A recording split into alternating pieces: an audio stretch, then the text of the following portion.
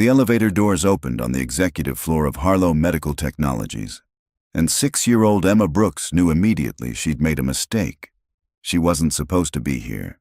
The carpet was too white, the walls too clean, the silence too heavy. She just wanted to see where Daddy worked during the day, why he came home so tired, smelling like chemicals and defeat. But now a woman in a black suit was walking toward her, heels clicking like a countdown, and Emma's heart hammered in her small chest. The woman's voice was ice. "Who let you in here?" Before Emma could answer, her father appeared, out of breath, his janitor's uniform still damp from mopping the third-floor hallway. "I'm sorry, ma'am. She's mine. She won't—" The woman's eyes cut to him, sharp enough to draw blood. "She's yours?" And then came the words that would shatter everything. Words that would echo in Emma's nightmares and ultimately expose a secret her father had buried so deep he'd almost forgotten who he used to be. But in 72 hours, that secret would save a life, destroy a career, and prove that some scars don't just mark where you've been. They reveal who you've always been. Henry Brooks hadn't learned to be invisible. He had chosen it. This job wasn't a last resort. It was a sentence.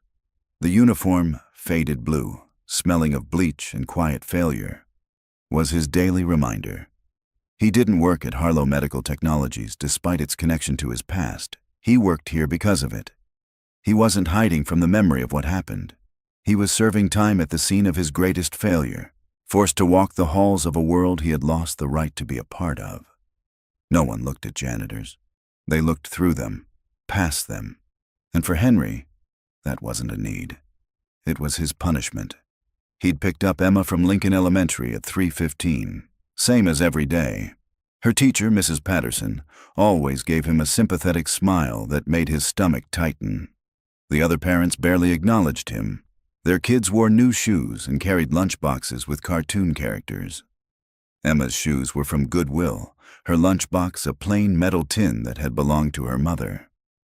"Daddy," Emma had said in the car, her voice small, "can I see where you work today?" Henry's hands had tightened on the steering wheel. "Baby, you know the rules. You stay in the break room and do your homework. But I finished my homework in class, and I drew you a picture. I want to show you where you keep it." He should have said no. He should have explained again that the executive floors were off limits, that he could lose his job if she wandered. But she'd looked at him with those eyes, her mother's eyes, and he'd felt his resolve crack. "Okay, but you stay close to me, and if anyone asks, you tell them you're leaving right away." She'd nodded, solemn as a judge. Now, standing in front of Natalie Harlow, Henry wished he'd been stronger. Natalie was 33 but looked older in the harsh fluorescent light. Her dark hair was pulled back so tightly it seemed to stretch her face. Her suit was probably worth more than Henry made in a month. She radiated control, the kind that came from fear dressed up as authority. "This is a restricted floor," Natalie said. Her voice carried, pulling the attention of executives passing by. A small crowd began to form, sensing drama. "Do you have any idea how many confidentiality agreements we have in place?" "I understand, ma'am. It won't happen again." "You understand?" Natalie's laugh was sharp. "Do you?" "Because I'm looking at a janitor who can't even supervise his own child." Emma's hand found Henry's. Her fingers were cold. "Please," Henry said quietly. "She's 6. She just wanted to see—" "To see what?" "The world she'll never be part of." Natalie's gaze dropped to Emma. The little girl had her notebook clutched in her other hand, the one where she drew hearts and dreamed of being a doctor. "Sweetheart, let me give you some advice.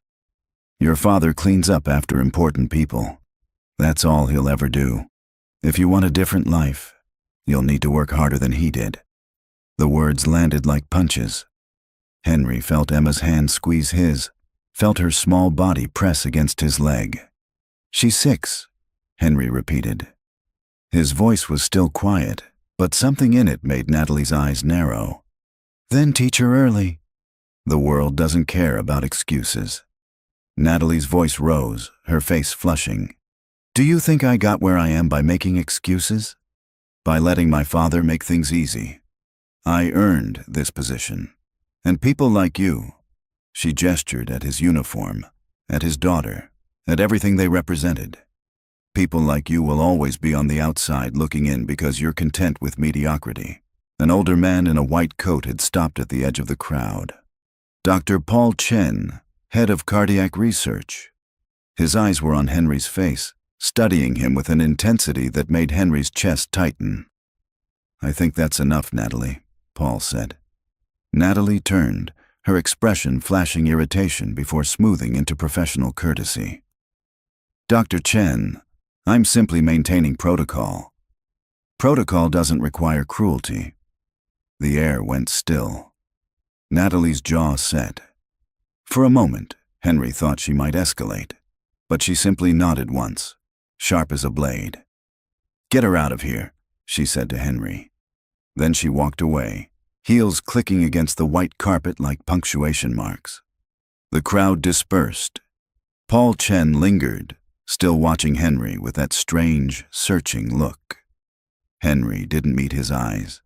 He couldn't afford questions. "Come on, Emma," he said softly. In the elevator, Emma was quiet. When they reached the basement level where Henry kept his supplies, she finally spoke. "Daddy, why did she say those things?" Henry knelt down, eye level with his daughter. Her face was blotchy from holding back tears. "Sometimes people are scared, and scared people say mean things to make themselves feel bigger." "What's she scared of?" "I don't know, baby." "But it's not about you, and it's not about me. It's about her." Emma nodded, processing this with the seriousness of a much older child. "I don't like her." "You don't have to like her. But we don't hate her either, okay? We just feel sorry for people who forgot how to be kind. Did Mommy teach you that?" Henry's throat closed. "Yeah, baby." She did. Emma was quiet for a moment, then asked in a smaller voice, "Did Mommy clean floors too?" The question hit Henry like a physical blow. "No, baby." Mommy was a nurse. She helped people in the hospital. Was she important? She was the most important person in the world. More important than that lady? Henry pulled Emma into a hug. More important than everyone. That night, Henry couldn't sleep. He sat in the kitchen of their small apartment, staring at the photograph on the refrigerator. Grace, smiling, her scrubs visible under her jacket. Emma cradled in her arms. The photo was 7 years old. Emma had been 6 months old. Grace had been dead for 3 days when Henry finally came home from the hospital to take it. He didn't think about that night often. Couldn't afford to, but Natalie's words had cracked something open. Your father will only ever clean up after important people. He'll never be one.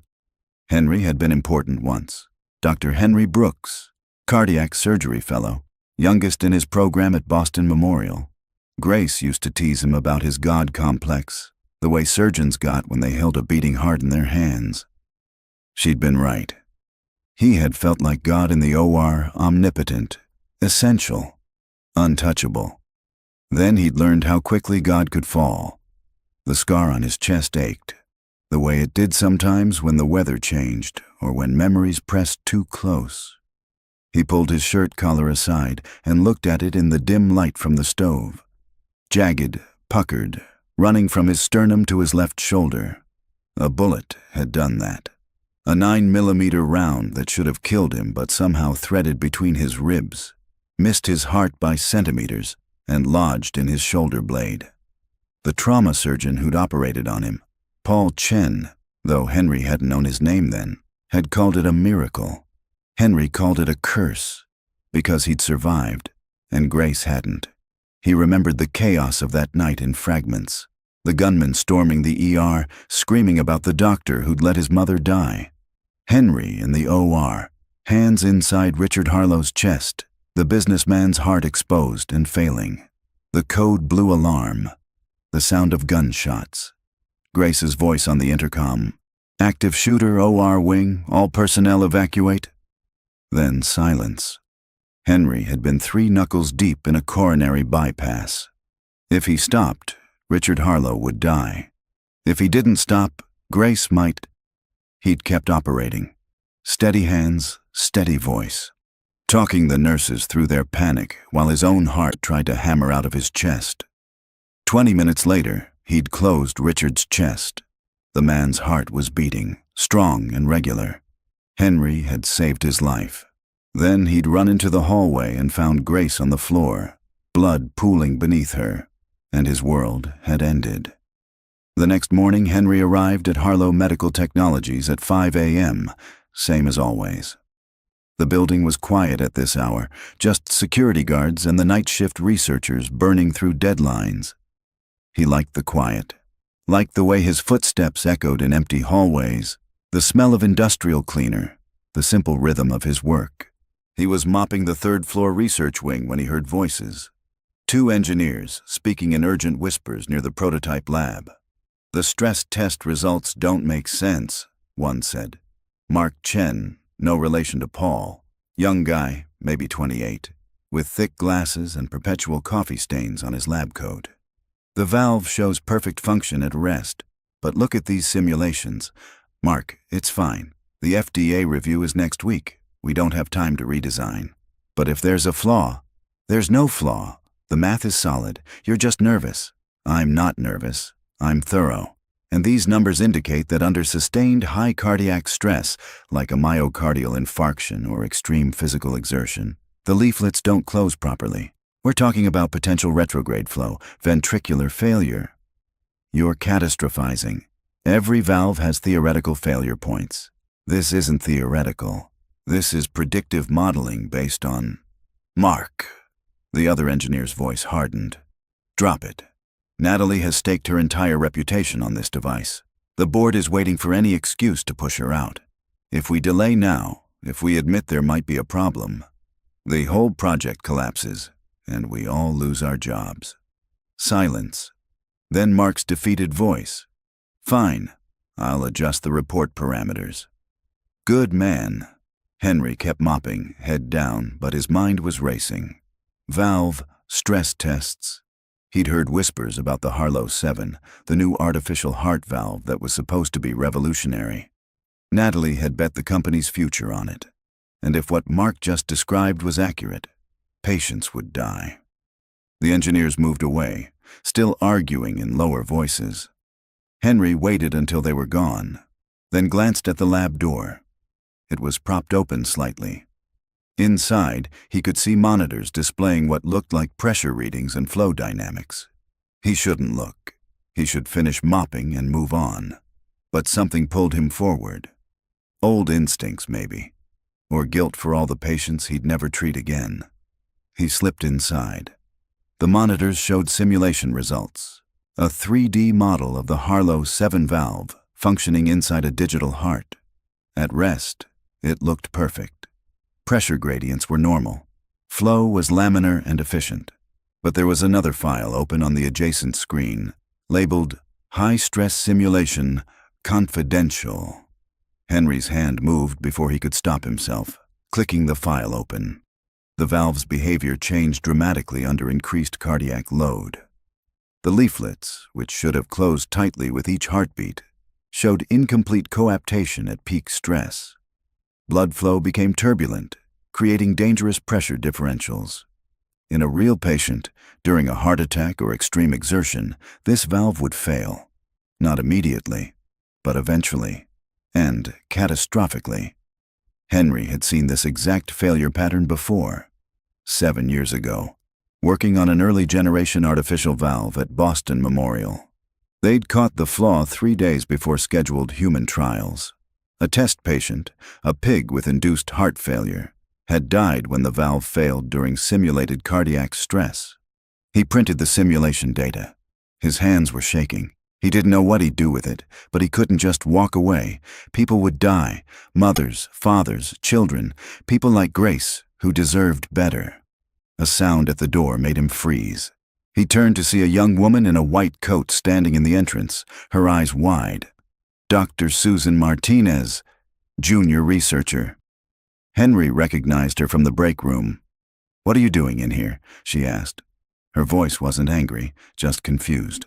Henry's mind raced. "I'm sorry." The door was open. "I was just looking at confidential valve simulations?" Susan stepped inside, closing the door behind her. "That's a fireable offense." "I know. I'm sorry. I'll go." "Wait." Susan moved closer, looking at the screen. Her face went pale. "You opened the stress simulation file." "I didn't mean to." "No, I mean—" She turned to him, really looking at him for the first time. "Do you understand what you're looking at?" Henry hesitated. This was the moment. He could lie, play dumb, protect his invisibility. Or he could tell the truth. "The valve will fail under high cardiac stress," he said quietly. "The leaflet coaptation is insufficient at peak systolic pressure.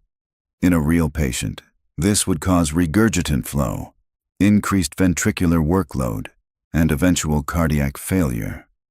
Susan's mouth opened. "How?" "Janitors don't know those terms." "I read a lot.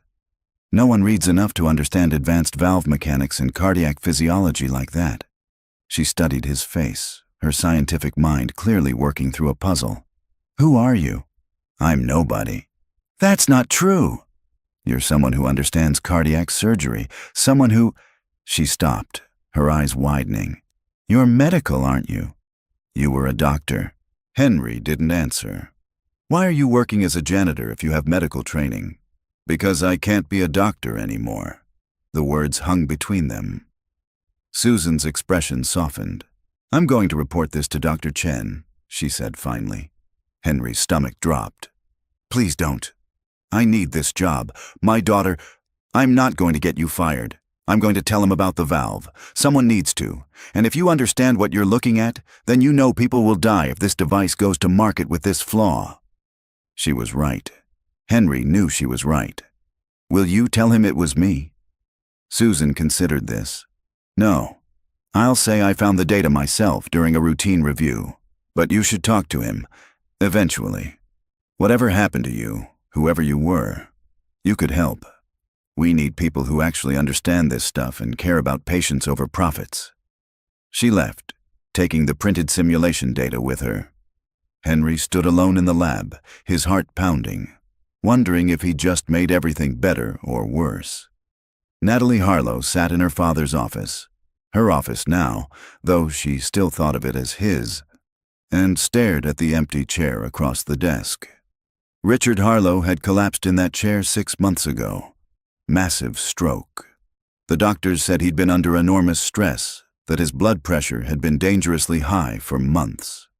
They said he'd ignored the warning signs, pushed himself too hard, refused to slow down. They said a lot of things, but none of it brought him back. Richard was alive, technically. He lay in a private room in the company's medical facility, surrounded by machines that breathed for him, fed him, kept his blood flowing. The doctors said he could wake up any day. Or never. There was no way to know. Natalie visited every morning before work, sitting beside his bed, updating him on company business like he could hear her. Maybe he could. The doctors said consciousness was complicated, that coma patients sometimes retained awareness. "The FDA approval is next week," she told him now, holding his limp hand. "The Harlow 7 is going to save us, Dad. Just like you said it would.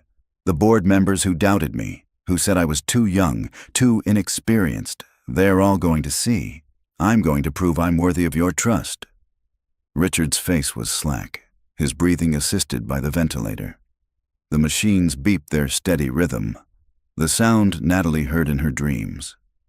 "I know you worried about me taking over," she continued. Her voice cracked. "I know you wanted me to be ready. And I wasn't. I'm still not. But I'm trying, Dad. I'm trying so hard." She squeezed his hand, searching for any response. There was none. There never was. A knock on the doorframe made her turn. Dr. Paul Chen stood there, his expression grave in a way that made her chest tighten. "Natalie, we need to talk about your father's condition." Her stomach dropped. "What's wrong?" "His brain activity has decreased significantly over the past 72 hours. We're seeing signs of increased intracranial pressure. If it continues, we may need to consider more aggressive intervention." What kind of intervention? Paul hesitated. There's a procedure, shunt placement to relieve the pressure, but given his overall fragility and the cardiac damage from the stroke, it's extremely high risk. His heart is barely functioning as it is. How high risk? 30 to 40% mortality rate during the procedure itself, and even if he survives the operation, there's no guarantee he'll wake up. Natalie felt the floor tilt. And if we don't do the procedure, he'll continue to decline. Brain damage will become irreversible. We might lose him anyway, just more slowly. How long do I have to decide? A few days, maybe a week. But Natalie, Paul's voice softened. There's another issue. The stroke damaged his heart significantly. Even if we relieve the brain pressure, his cardiac function is severely compromised. He would need a valve replacement to have any real chance of recovery. So we do the valve replacement. It's not that simple. His heart is too weak for surgery. The stress would likely kill him. We'd need to stabilize him first, but we can't stabilize him without relieving the brain pressure, and we can't do that without risking his heart failure. It's a catch-22. Natalie stared at her father's face, feeling helpless in a way she'd never allowed herself to feel before. There has to be something we can do. I'm consulting with specialists, but you need to prepare yourself for the possibility that... Paul couldn't finish the sentence. Natalie nodded, unable to speak. Paul left quietly. Alone again, Natalie looked at her father and felt something break inside her chest. "Don't leave me," she whispered. "Please, I don't know how to do this without you."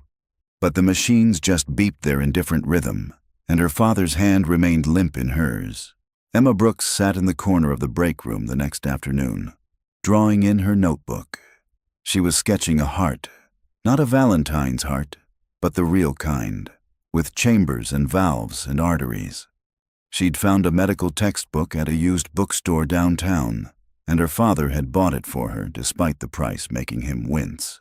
"That's very detailed," a voice said. Emma looked up. Dr. Susan Martinez stood there, holding a coffee cup, her white lab coat slightly wrinkled from a long shift. "I'm practicing," Emma said. "I want to be a doctor." Susan smiled, sitting down in the chair across from her. "That's wonderful." "What kind of doctor?" "A heart doctor, like my—" Emma stopped. "Daddy said not to talk about Mommy at work, said it made people ask too many questions." "Like your what?" "Like the ones in my book," Emma finished, holding up the textbook. Susan leaned forward, looking at the book's cover. "This is pretty advanced for a 6-year-old. I'm almost 7. And Daddy says I'm smart. Your daddy is the janitor, right?" "Henry?" Emma nodded, suddenly wary. Adults who asked about Daddy usually led to uncomfortable conversations. But Susan's voice was gentle. "He must be very proud of you." "He is. He says I can be anything I want." "That's because he's right. You seem very interested in hearts. Why hearts specifically?" Emma considered the question seriously. "Because they're important.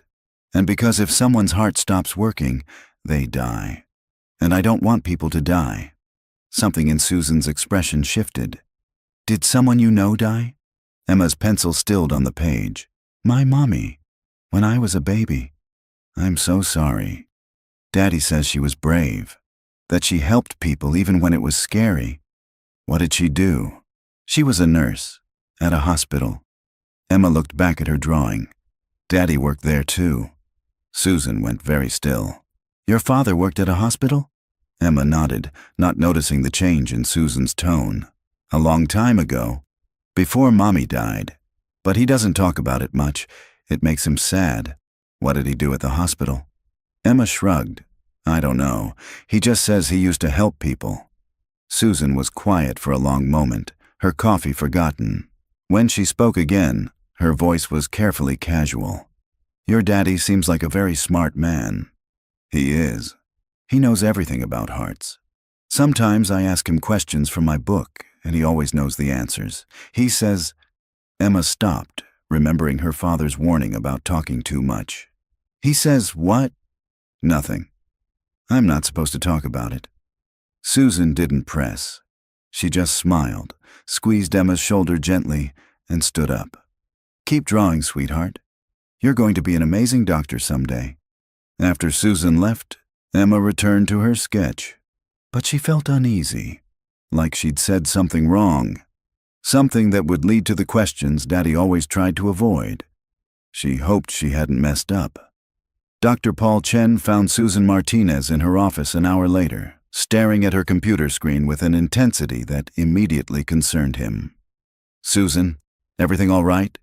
She turned, and he saw the conflict in her face. "Paul, can I ask you something confidential?" "Of course." "The janitor, Henry Brooks. Do you know anything about his background?" Paul's expression shifted, became guarded. "Why do you ask?" "Because his daughter just told me he used to work at a hospital before his wife died, and because I caught him in the prototype lab yesterday, looking at the Harlow 7 stress simulations, and Paul..." She turned her screen toward him. He understood them, not just casually. He used technical terminology that no layperson would know. He described the valve failure mechanism with the precision of a cardiac surgeon. Paul was silent. "You know something," Susan said. "Don't you?" Paul closed the office door and sat down heavily. "I've suspected for a few weeks. The way he moves, the way he looks at medical equipment, and that scar on his chest. I saw it once when his shirt collar shifted. It's a bullet wound. Clean entry, complex trajectory. The kind of wound you see in trauma surgery." "You think he was shot?" "I know he was, because I remember the case. 7 years ago, Boston Memorial. There was a shooting in the ER, an active shooter targeting doctors. A cardiac fellow was operating on a VIP patient when it happened. He finished the surgery despite the chaos, then went to find his wife. She was a nurse. She'd been killed trying to stop the shooter. He was shot trying to reach her." Susan's hand went to her mouth. "The surgeon survived, barely. I was the trauma attending who operated on him. The bullet missed his heart by millimeters. We called it a miracle." Paul's voice was heavy with memory. "But after he recovered, he had a breakdown. PTSD, depression, probably survivor's guilt. He walked away from medicine. The hospital officially listed him as having resigned due to medical inability to perform duties. He disappeared completely. What was his name? Dr. Henry Brooks. The name hung in the air between them. The VIP patient," Susan said slowly. "The one he was operating on when his wife was killed. Who was it?" Paul met her eyes. "Richard Harlow." Susan sat back, her mind reeling. "So Henry Brooks, our janitor, is the surgeon who saved Natalie's father. And now he's here, mopping floors, while Richard is dying and Natalie doesn't even know? I've been trying to confirm it, but Henry keeps to himself. And if I'm wrong, if I confront him based on a theory, you're not wrong. I've seen how he looks at the equipment, how he talks about cardiac mechanics. Paul, he knew immediately that the Harlow 7 has a critical flaw. He understood it faster than our entire engineering team." Paul rubbed his face tiredly. "What do you want me to do?" "Talk to him, because that valve is going to demonstration in 5 days, and if there's really a problem, we need someone who can explain it in terms the FDA will understand. Someone with clinical credibility. He doesn't have a license anymore. He has knowledge, and right now, that's more valuable." Paul nodded slowly. "I'll talk to him. But Susan, if this is really Henry Brooks, he's been hiding for a reason. We need to be careful. People's lives are on the line. His life is on the line too, the one he's built with his daughter. If we expose him before he's ready, then we do it gently," Susan said. "But we do it." Henry was cleaning the executive restroom that evening when Paul Chen found him. The older doctor stood in the doorway, watching Henry scrub the sinks with methodical precision. "Henry, can we talk?" Henry's hand stilled. He didn't turn around. "About what, Dr. Chen?" "About the Harlow 7, about the stress simulations, about who you are." Silence stretched between them. Finally, Henry set down his cleaning supplies and faced Paul. "I don't know what you're talking about." "Yes, you do. And I think you know that I know." Paul's voice was gentle, non-threatening. "I've been in medicine for 40 years, Henry. I remember the shooting at Boston Memorial. I remember operating on a young cardiac fellow who took a bullet trying to reach his wife. I remember how that bullet should have killed him, but somehow threaded through his ribs and missed every vital structure." Henry's face had gone pale. "I remember Dr. Henry Brooks," Paul continued, "one of the most talented surgeons I'd ever seen. And I remember that he disappeared after his wife's death, and no one could find him. The hospital said he'd had a breakdown, that he couldn't operate anymore. He couldn't." Henry's voice was barely audible, but he could read valve simulations. He could understand cardiac mechanics. He could see a flaw that our entire engineering team missed. "Susan told you. She's worried about patients. So am I. And Henry," Paul stepped closer, "I'm worried about you." "Don't be. I'm fine. You're mopping floors in a building where you once would have been running the cardiac unit. You're hiding who you are. You're watching people make mistakes that could kill patients, and you're staying silent because you're afraid of being seen. That's not fine." Henry's jaw tightened. "I have a daughter to support. I can't afford to be anything other than invisible. What if invisibility costs lives? What if visibility costs me my daughter? I lost my medical license, Dr. Chen. I lost my wife. I lost everything that mattered except Emma. And if I start making waves, if people start asking questions, if they dig into my past and my mental health records and my discharge paperwork, I could lose her too." Paul hadn't considered that. "You think someone would challenge your custody? I think the world doesn't look kindly on mentally unstable janitors raising children alone. I think if the wrong social worker asks the wrong questions, I could end up in court trying to prove I'm fit to be a father. And I can't risk that. I won't." "So you're willing to let the Harlow 7 go to market with a fatal flaw?" Henry's face twisted with pain. "I sent anonymous warnings." "I tried. They were ignored, because you have no credibility as an anonymous source. But as Dr. Henry Brooks, cardiac surgeon, your voice would matter. I'm not Dr. Brooks anymore. That person died 7 years ago in a hospital hallway." "No," Paul said firmly. "That person is standing in front of me right now, terrified but still caring about patients he'll never meet. Still trying to save lives, even when it costs him everything. That's who you are, Henry. You just forgot for a while." Henry turned away, his hands gripping the edge of the sink. "Even if I wanted to help, and I'm not saying I do, I don't have the credentials. No license, no hospital privileges, no standing with the FDA. Anything I say would be dismissed. Not if I back you up. Not if Susan backs you up. We have credentials. We have standing. We can present your analysis under our names, with full attribution. You wouldn't have to be visible. Just useful." Henry's reflection in the mirror looked haunted. "Why are you pushing this?" "Because Richard Harlow is dying, and because you saved his life once, and now he needs someone to save the company he built from making a catastrophic mistake. Someone who understands hearts. Someone who cares about patients more than profits." "Richard is dying?" Henry turned sharply. "Massive stroke 6 months ago. He's in a coma, failing slowly. His heart is severely damaged. He'd need a valve replacement to have any chance of recovery, but he's too weak for surgery. Paul's voice broke slightly. "It's complicated." Henry's face had gone white. "Does Natalie know?" "She visits him every day. But she doesn't know about you. She doesn't know that the janitor she humiliated is the surgeon who saved her father's life." "Good." "Let's keep it that way." "Henry, no." Henry's voice was firm now. "I'll help with the valve. I'll work with you and Susan to document the flaw and present it properly. But I stay anonymous. Natalie doesn't find out who I am, and when this is over, I go back to being invisible. Those are my terms." Paul studied him for a long moment, then nodded. "Agreed. We meet tomorrow night, after hours. My office. Bring everything you know about the valve's failure mechanism." Henry nodded, and Paul left. Alone again, Henry looked at his reflection. A janitor who used to be a doctor, a father who used to be a husband, a man who used to believe he could save the world. Now he'd settle for saving a few lives without losing the only thing that mattered. Emma was already asleep when Henry got home. The FDA demonstration was scheduled for 10 a.m. on Tuesday morning. The auditorium was packed with officials, investors, journalists, and cardiac surgeons from teaching hospitals across the country. Natalie stood backstage, breathing carefully, counting to 4 on the inhale, 8 on the exhale. Her father had taught her that trick.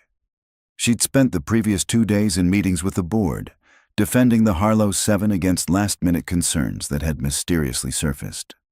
Someone, she didn't know who, had submitted a detailed technical analysis of potential stress response failures to the FDA. The analysis was anonymous but sophisticated, written by someone with deep clinical knowledge. The FDA had nearly postponed the demonstration. Natalie had convinced them to proceed, arguing that the concerns were based on theoretical modeling rather than real-world testing. She'd staked her reputation on the valve's safety. Now, standing backstage with her career on the line, she felt the weight of her father's absence like a physical pressure on her chest. "You ready?" Susan Martinez appeared beside her. "Ready as I'll ever be. The valve looks perfect in all our standard simulations. This is going to change everything." Natalie wanted to believe her, but something gnawed at her. The anonymous technical report, the timing of the concerns, the sophistication of the analysis.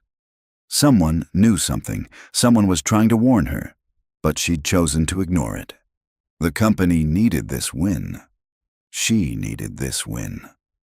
The demonstration began. Susan presented the technical specifications while a live simulation played on the massive screen.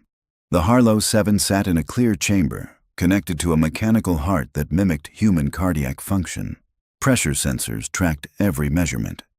The audience watched, rapt. For 15 minutes, everything was perfect.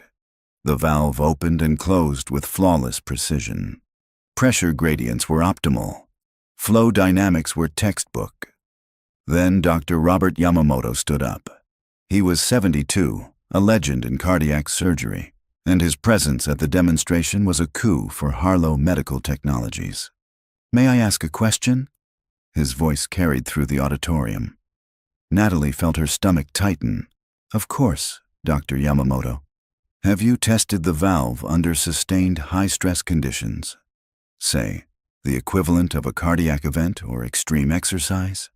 Susan glanced at Natalie, who kept her expression neutral.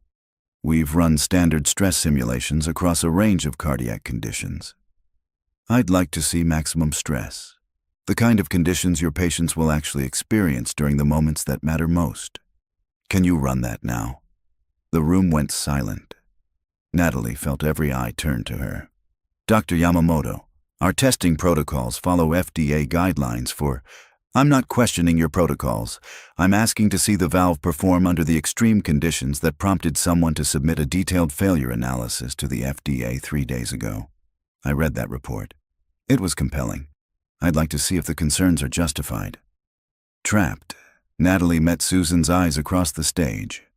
Susan's face was pale, but she nodded slightly. "Run the high-stress simulation," Natalie said. Susan typed commands into the computer. The mechanical heart's rhythm increased. Pressure climbed. On screen, blood flow velocity accelerated, the arrows showing increasing cardiac stress. For 30 seconds, the valve held.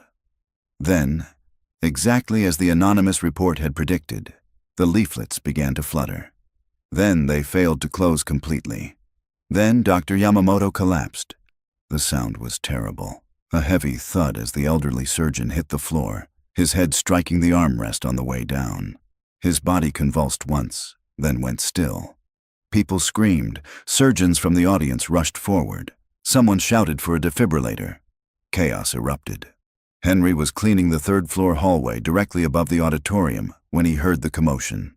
He abandoned his mop and ran toward the stairs, some instinct pulling him forward. Emma was supposed to be in the break room, but he'd let her watch the demonstration from the observation gallery. He'd thought it would be educational, safe. Now he burst through the gallery doors and saw chaos below. A man on the floor, doctors crowding around, and Emma, standing at the gallery railing, her face white with terror. "Daddy!" Henry grabbed her shoulders, turning her away from the scene. Stay here. Don't move. Don't look." Then he ran down the stairs to the auditorium floor, his heart pounding. Years of training overriding 7 years of silence. Dr. Yamamoto was unconscious, his face gray. 2 surgeons were starting CPR, but Henry could see immediately that the technique was wrong.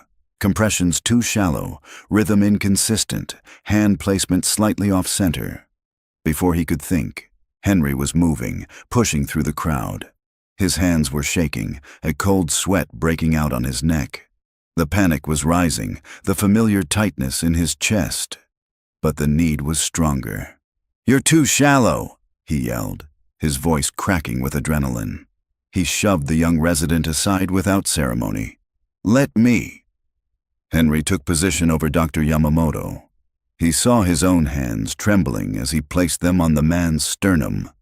He squeezed his eyes shut and pushed. The tremor vanished, absorbed by the raw force of the compression. It was pure muscle memory, thousands of hours of training overriding 7 years of fear. He wasn't thinking, he was just doing. "AED!" exclamation mark. "Get the AED!" he shouted, not looking up. "Call a code!"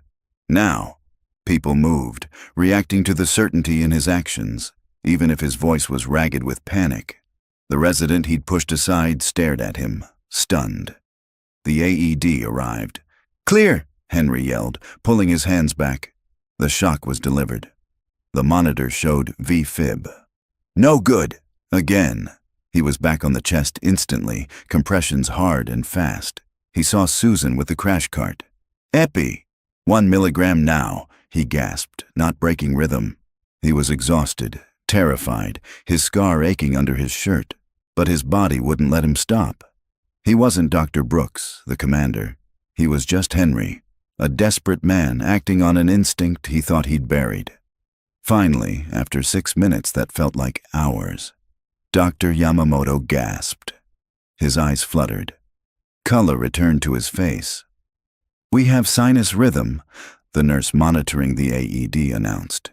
Henry sat back on his heels, his hands finally shaking now that the immediate crisis had passed. "Get him on oxygen. Someone needs to call ahead to the cardiac catheterization lab. He's going to need an angiogram within the hour to assess for coronary occlusion." Paramedics burst through the auditorium doors, and Henry stepped aside, letting the professionals take over. As they loaded Yamamoto onto a gurney, preparing to transport him, Henry stood up. His janitor's shirt had torn during the compressions, not completely, but enough that the left side had pulled open at the collar, exposing part of his chest. The scar was visible, jagged, puckered, unmistakable even from a distance. Natalie stood on the stage, her world spinning. She'd just watched her company's flagship product fail catastrophically. She'd watched a man nearly die, and she'd watched their janitor save his life with skills no janitor should possess. Paul Chen stepped forward, his voice shaking but clear enough to carry through the auditorium's stunned silence. "That's a bullet wound." Every eye turned to Henry. "I know that scar," Paul continued, walking closer. "I operated on that wound 7 years ago. Boston Memorial, the shooting in the ER. Henry's face had gone white. His hand moved instinctively to his chest, pulling the torn fabric closed, but it was too late.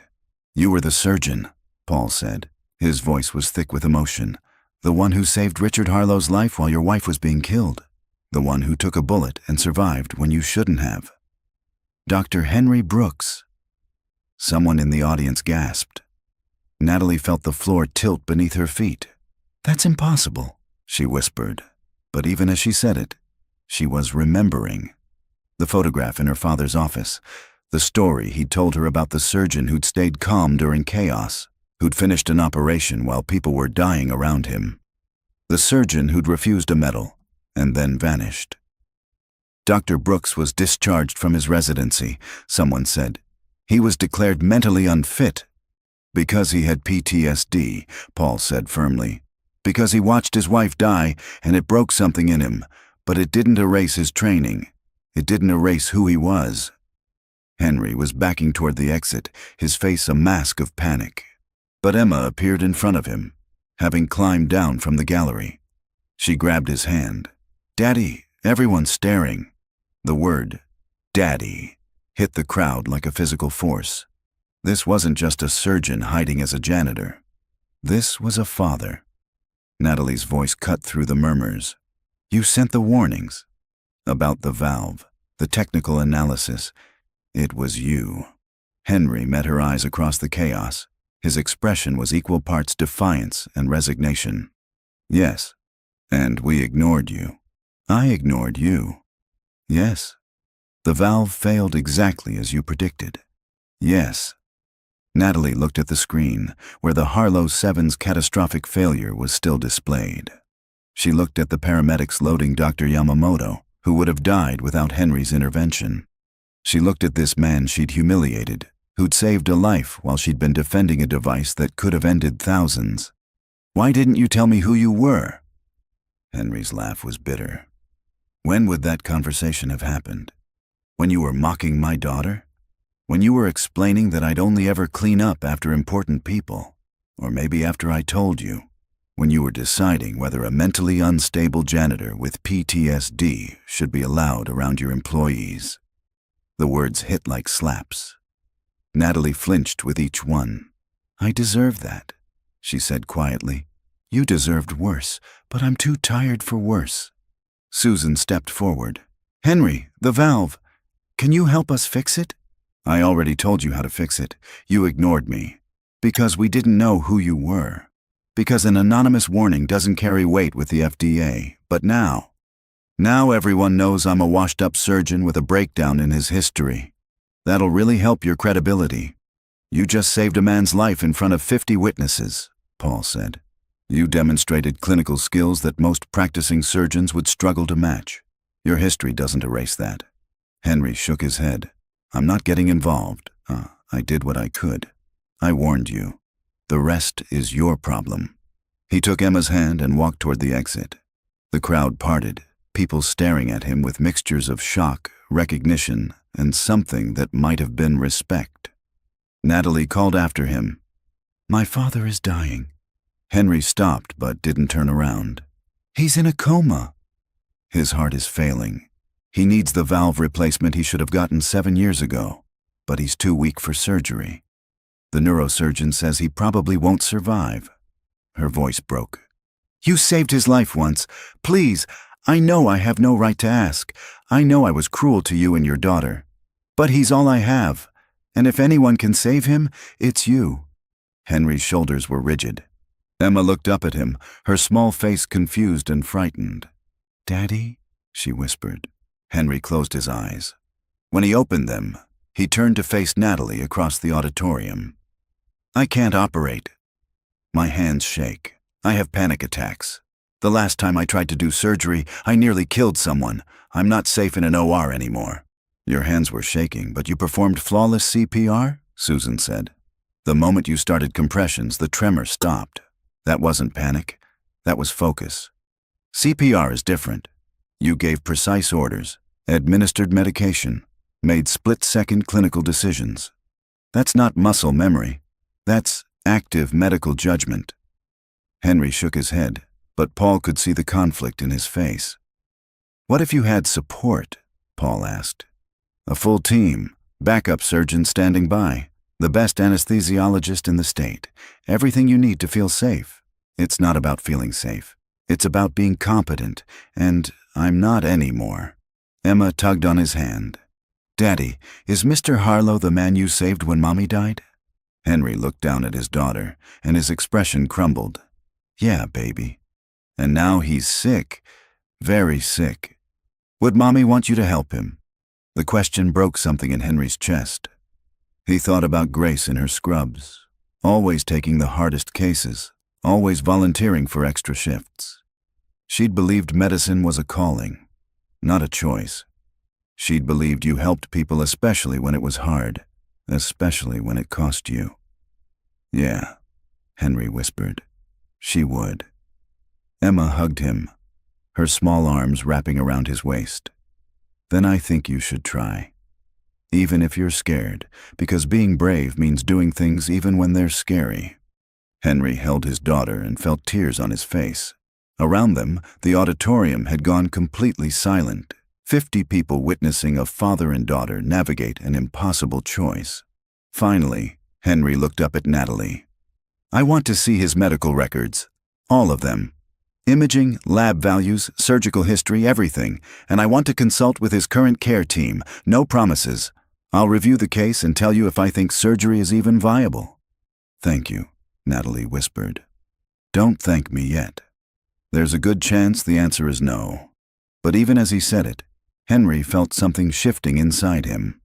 Something he'd thought was dead waking up. Not hope exactly, but possibility. They met in Paul's office 2 hours later. Henry, Paul, Susan, and Richard Harlow's neurosurgeon, Dr. Kathy Morrison. Richard's complete medical file was spread across the conference table. Henry studied the imaging scans with an intensity that made his hands tremble. Not from fear, from focus. "The stroke damaged his left ventricle significantly," he said, tracing his finger across the cardiac MRI. "You can see the wall motion abnormalities here and here. His ejection fraction is probably around 25%. 23, Kathy confirmed. "And you want to do a valve replacement on a heart that's barely functioning at baseline. His current valve is severely stenotic. It's contributing to his heart failure.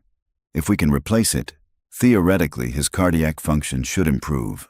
But the surgery itself requires stopping the heart, putting him on bypass, and hoping his damaged myocardium can be restarted after. The stress could cause complete cardiac failure." "Yes." Henry sat back, rubbing his face. "What's his current neurological status?" "Declining. Intracranial pressure is increasing despite medication. He needs a shunt, but we can't do the brain surgery without addressing the heart. It's a death sentence either way." Henry's voice was flat. Silence fell over the room. "Unless," Henry said slowly, "we do both procedures simultaneously." Everyone stared at him. "You want to operate on his brain and his heart at the same time?" Kathy's voice was incredulous. "I want to minimize the number of times we have to put him under anesthesia and stress his body. If we're going to crack his chest for the valve, we can place the shunt at the same time. 2 teams working in parallel. It doubles the complexity, but it halves the physiological stress." "That's insane," Susan said. "That's creative," Paul corrected. "Henry, have you done this before?"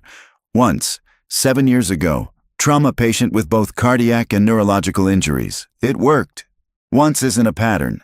Once is more experience than you'll get anywhere else." Henry's eyes met Paul's. "You asked me to consult. This is my consultation. It's high risk, but it's his best chance. Maybe his only chance." Kathy was already pulling up surgical scheduling software. "We'd need both ORS available simultaneously, with full teams for each procedure. The coordination would be difficult, but not impossible," Henry said. "I've seen it done. The key is communication between teams and a shared anesthesiologist who can manage both surgical fields." "You're describing yourself as the cardiac surgeon," Paul said quietly. Henry's jaw tightened. "I'm describing a theoretical approach. Whether I'm capable of executing it is a different question. Let me ask you directly. Can you do this surgery?" The room held its breath. Henry looked at his hands. They were shaking again. The tremor he'd learned to hide. 7 years of fear and failure written in that slight movement. "I don't know," he said honestly. "But I know that if I don't try, Richard Harlow will die. And I know that I've already lost everyone I loved watching people die that I could have saved. I don't think I can do that again." "That's not a yes," Kathy said. "It's all I've got." Paul stood up. "Then let's make it work. We'll assemble the best team available. We'll have backup surgeons scrubbed and ready. We'll give you every advantage possible." "When?" Henry asked. "Richard's declining fast. We have 48 hours, maybe less." Henry nodded slowly. "Then we operate tomorrow night. That gives me time to review his case, plan the procedure, and—" He stopped, his voice catching. "And say goodbye to Emma, just in case." "In case of what?" Susan asked. "In case I fail." "In case this breaks me again." in case I lose my nerve in the OR and your backup team has to take over. Emma deserves to know that might happen." Natalie appeared in the doorway. No one had noticed her standing there. "She also deserves to know that you're trying," Natalie said. "That when everyone else said it was impossible, you said maybe. That's not failure. That's courage." Henry looked at the woman who'd humiliated him 72 hours ago and saw something different now. Not an enemy, not even really a friend. Just another person drowning in circumstances beyond their control, trying to save someone they loved. "Your father is lucky to have you," Henry said. "He'd be luckier if I'd listened to you earlier. We all have regrets. The only thing that matters is what we do next." Natalie nodded. "What do you need from me?" "Stay with him. Talk to him. Let him know you're there. Surgical outcomes for coma patients improve when they have emotional support preoperatively. It sounds like pseudoscience, but the data supports it. I'll be there all night." "Good." Henry stood, gathering the medical files. "And Natalie, I can't promise this will work. I can only promise I'll try. That has to be enough." "It is," she said. "More than enough." That night, Henry sat on Emma's bed, watching her sleep. She'd been so brave today, standing in front of that auditorium full of strangers, holding his hand while his secret unraveled. She deserved better than a father who was terrified of his own competence, but she also deserved a father who tried. "Daddy," her voice was sleepy. "You okay?" "Yeah, baby. Just thinking. About the surgery tomorrow? How did you know about that?" "I heard Dr. Chen talking. You're going to save Mr. Harlow, right?" Henry's throat tightened. "I'm going to try." "Will it be scary?" "Very scary." "Will you be able to do it, even with your shaky hands?" The question was so innocent, so direct. Emma had noticed what he'd tried so hard to hide. "I don't know, baby. My hands shake when I get scared, and I've been scared for a really long time." "Since Mommy died?" "Yeah." Emma sat up, her small face serious in the dim light. "Daddy, you know what Mommy would say?" "What?" "She'd say that being scared just means you care, and caring is what makes you a good doctor." Henry felt tears on his face. "When did you get so wise?" "I'm almost 7. I'm practically grown up." He laughed despite everything. "That's right." "You are?" Emma hugged him tight. "I'll be brave tomorrow if you'll be brave." "Deal." "And Daddy, even if your hands shake, I think you'll do it, because you love helping people. It's who you are." Henry held his daughter and felt something inside him shift. Not healing. That would take longer. But settling.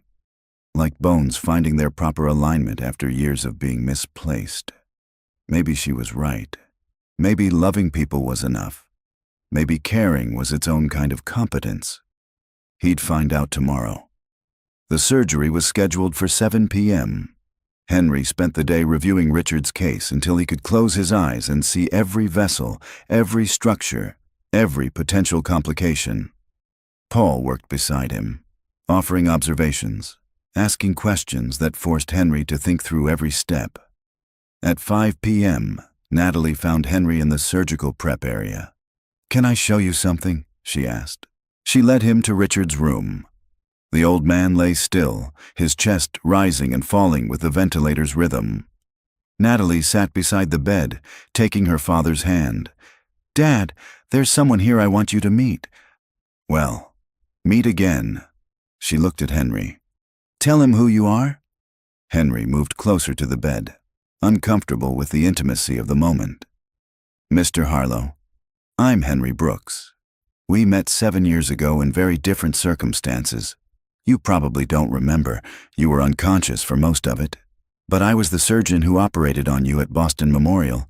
During the shooting, no response, just the steady beep of monitors. Your daughter asked me to help you again. To be honest, I'm terrified. I haven't done surgery in 7 years. My hands shake. I have nightmares. I'm probably going to mess this up in 1,000 ways." Henry's voice cracked. "But I'm going to try. Because your daughter loves you, and because my wife would have wanted me to try." And because you stood in a trauma bay 7 years ago and refused to let the doctors give up on me when I was bleeding out on their table." Natalie's head snapped up. "What? You didn't know?" "After the shooter wounded me, I started hemorrhaging. Internal bleeding they'd missed initially. The trauma team was overwhelmed, multiple casualties, limited resources. They triaged me as a lost cause. They were focusing on more viable patients. Your father was recovering in the ICU, barely conscious himself, but he heard them talking. He asked who the surgeon was who'd saved him. They told him Dr. Brooks. Then they mentioned I'd also been shot and probably wouldn't make it. He couldn't stand up. He didn't have to. He just told the hospital administrator that if I died, he'd pull every dollar of his funding and sue them into oblivion. They had a new surgical team on me in 10 minutes. He saved my life from his hospital bed." Natalie was crying now. "He never told me." "He wouldn't. He was that kind of man. Someone who did the right thing without needing credit." "Like you." Henry shook his head. "I'm not doing this for credit. I'm doing it because I owe him and because your daughter—" He stopped, corrected himself. "Because you deserve to have your father back." He left Natalie alone with Richard and went to scrub in. The OR was prepared with meticulous precision. 2 surgical teams, 1 cardiac, 1 neurosurgery, stood ready. Henry had Paul across the table from him, with Susan managing the heart-lung bypass machine. Kathy Morrison's neuro team was positioned at Richard's head, ready to place the shunt once Henry gave them clearance. Emma was in the waiting room with Mrs. Chen, coloring in her notebook to manage her anxiety. Natalie sat beside them, having been gently but firmly excluded from the OR. Henry stood at the scrub sink, watching his hands under the water. They were shaking. Paul appeared beside him. "You ready?" "No." "Good. Confidence is dangerous in surgery. Respect for the complexity is what keeps patients alive. What if I freeze? Then I'll take over, but you won't freeze. How do you know? Because I watched you save Dr. Yamamoto's life. Despite your panic. Because I've read your surgical history. You've never lost a patient in the OR. Because you're Dr. Henry Brooks, and that person doesn't just disappear." Henry dried his hands with a sterile towel, watching the tremor persist even after the motion stopped. "Grace believed in me," he said quietly, "even when I didn't believe in myself. I wish she could see this. Maybe she can." Henry pulled on his surgical gloves, and the tremor stopped. Not completely, but enough. He pushed through the OR doors. Richard Harlow lay draped on the table, his chest already prepped and painted with antiseptic. The anesthesiologist, Dr. James Park, nodded from his position at the head of the bed. "He's stable." "Ready when you are." Henry took his position at the table. Paul stood across from him. Susan was at the bypass machine. Kathy and her team waited nearby, instruments ready. "Scalpel," Henry said. The instrument touched his palm, and suddenly he was back. Not in the way of trauma or flashbacks, but in the way of coming home. His hands knew what to do. His mind knew how to think. The operating room, which had been a place of terror for 7 years, was suddenly just a place where he worked. He made the first incision. The surgery took 9 hours. Opening Richard's chest revealed a heart that was more damaged than the imaging had suggested. Scarred tissue, weakened muscle, valves barely functioning. Henry worked with painstaking precision, every movement deliberate, every decision weighed. "We've got significant calcification on the valve leaflets," he said. "Going to need to be careful with removal to avoid embolism." Paul handled retraction, while Henry carefully dissected the damaged valve free. Twice they hit unexpected bleeding. Twice Henry controlled it with steady hands and calm commands. "Bypass," he said, and Susan activated the heart-lung machine, taking over Richard's circulation. With the heart stopped and empty, Henry could work unobstructed.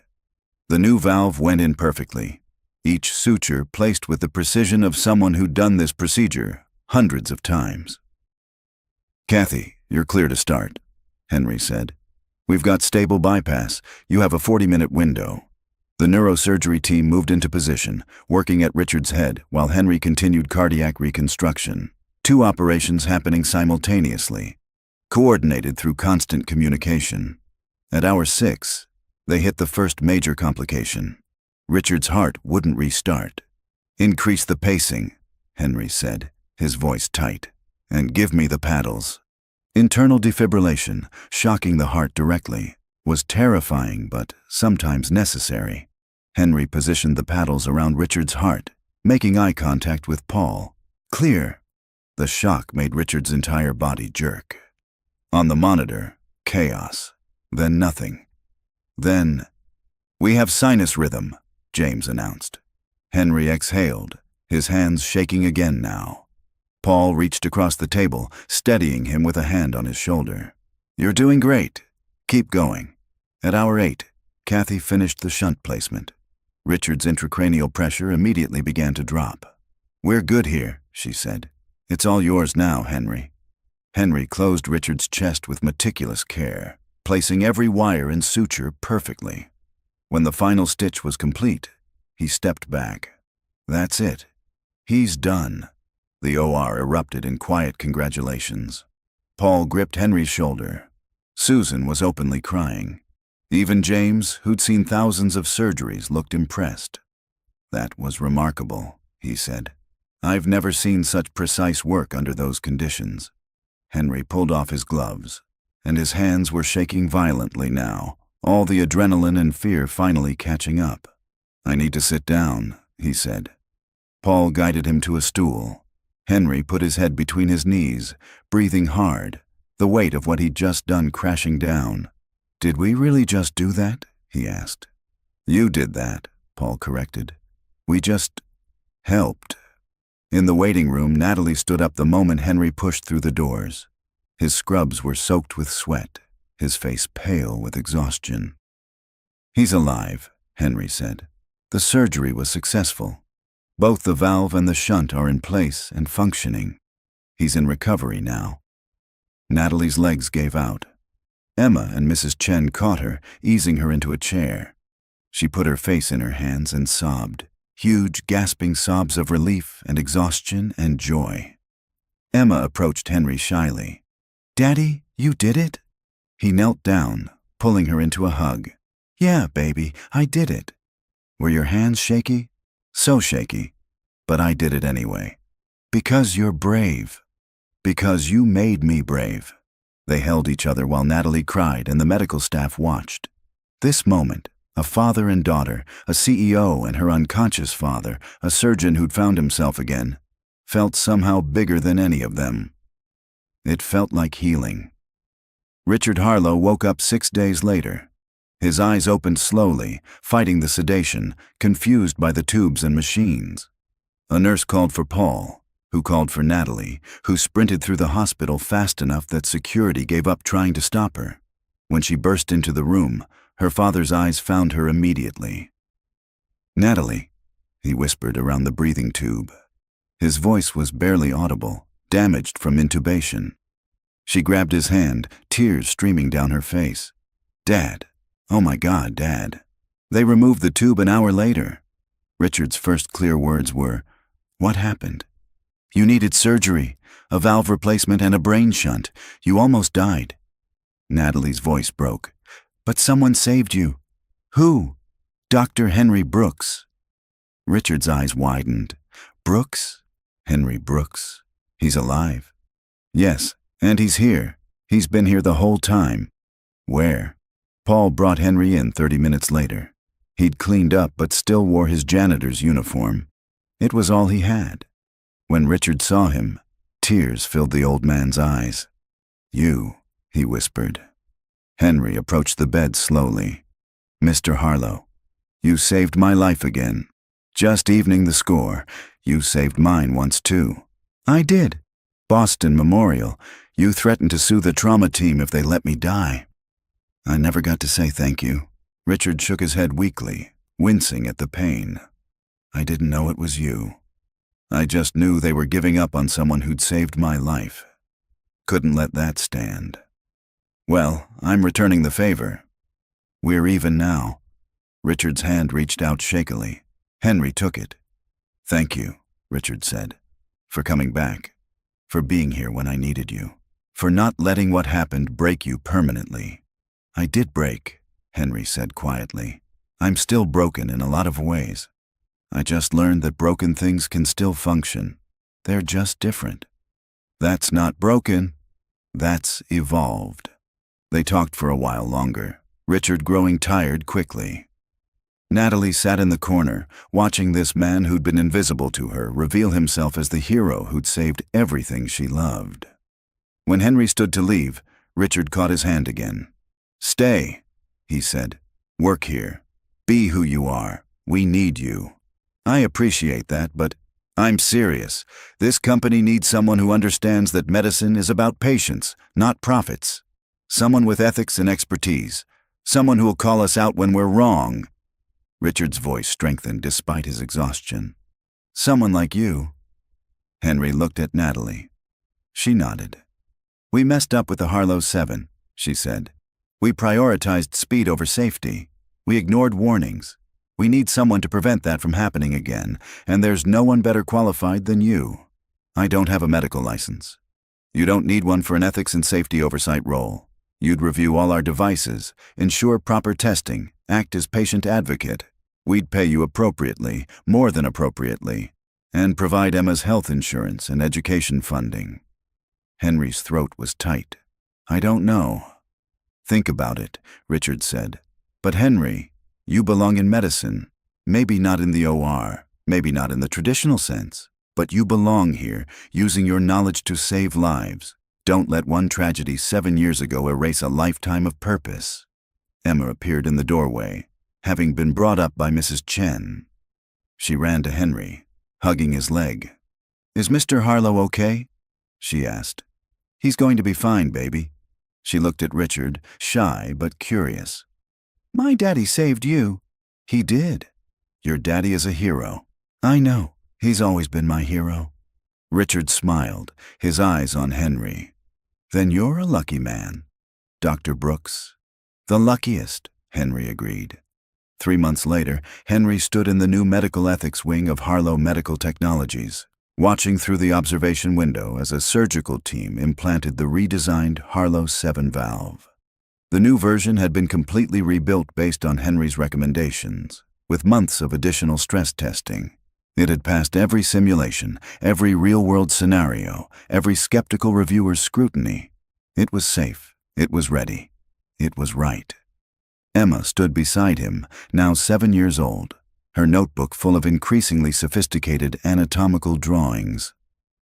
"Daddy, when I'm a doctor, will I work here?" "If you want to. You can work anywhere. I want to work where you work, so we can help people together." Henry's chest was tight with emotion. "I'd like that."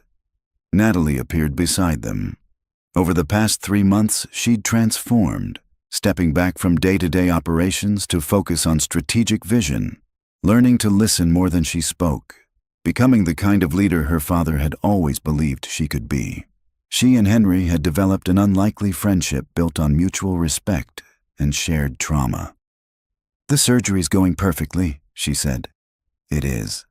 This valve will save thousands of lives because you refused to stay silent, because you were brave enough to speak up even when no one was listening. You were brave enough to listen when it mattered." They stood together, watching the surgery, watching the future take shape. Below them, in Richard's office, the old man sat at his desk for the first time since his stroke. He was thinner, moved slower, but his mind was sharp. He was drafting a policy that would require independent ethics review for all medical devices, permanently institutionalizing Henry's role. In the break room where Henry used to mop floors, a new generation of medical students gathered for a seminar on ethical device development, taught by Dr. Henry Brooks, not a licensed surgeon anymore, but something perhaps more important, a voice of conscience in an industry that desperately needed one. The scar on Henry's chest would never fade, but it had become something different now, not a mark of what he'd lost, but a reminder of what he'd survived, of what Grace had taught him, of the man he'd been and the man he was becoming. Emma tugged on his hand. Daddy, can we get ice cream after work? Absolutely. Can Miss Natalie come? Henry glanced at Natalie, who smiled. If she wants to. I'd love to, Natalie said. They walked out of the medical wing together, past the labs where people work to save lives, past the memorial plaque for Grace Brooks that Henry had finally allowed them to install. Grace Brooks, RN. She believed medicine was a calling. Past the future they were building one day at a time. Outside, the sun was setting, painting the sky in shades of orange and gold. Emma skipped ahead, her laughter bright and clear in the evening air. Henry watched his daughter and felt something he hadn't felt in 7 years. Not just hope, peace. He'd been a surgeon. He'd been broken. He'd been invisible. And now he was something new, something he was still defining, still discovering. But standing there with Emma's laughter in his ears and Natalie's friendship beside him and his wife's memory no longer a weight, but a light guiding him forward, Henry thought maybe he was simply himself, scarred, surviving, still here. And for the first time in 7 years, that felt like more than enough. It felt like everything.